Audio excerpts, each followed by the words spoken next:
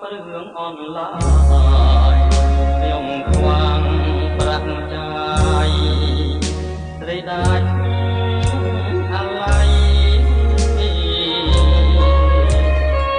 រឿងតូចប្រែធំមកផ្ដាច់ញ៉ានិស័យកម្មកាយចង់រៃ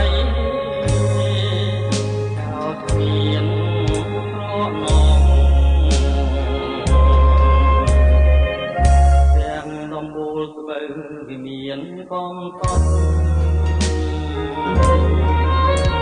គ្មាននេះទៅក្បត់គ្មានប្រាប់អ្នកផង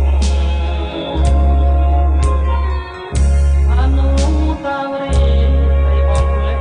អងអ្នកតាវត្តកុកជួយធ្វើខាងផ្សេចង់ទៅរួសតែខ្លាចញាថាបុព្រមតណ្ហានាំខ្លួនខាត់ព្រៃអំទុកជីវិតបងអួតនឹងលោកស្រីសូមមកលាស្រីលំថាសមរា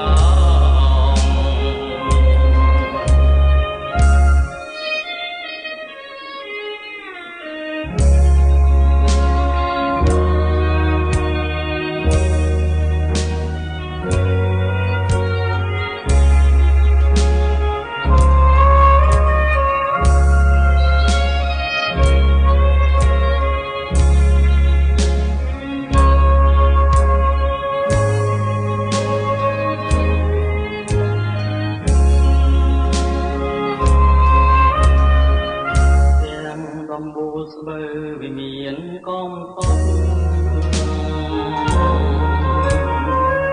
គ្រានេះទៅក្បត់មានប្រាប់អ្នកផងអនុស្សាវរីយ៍បងលេងអងអ្នកតាវត្តកុកជួយធ្វើខាងផ្សេចង់ទៅរួសតែខ្លាចញាថាបុព្រមតណ្ហា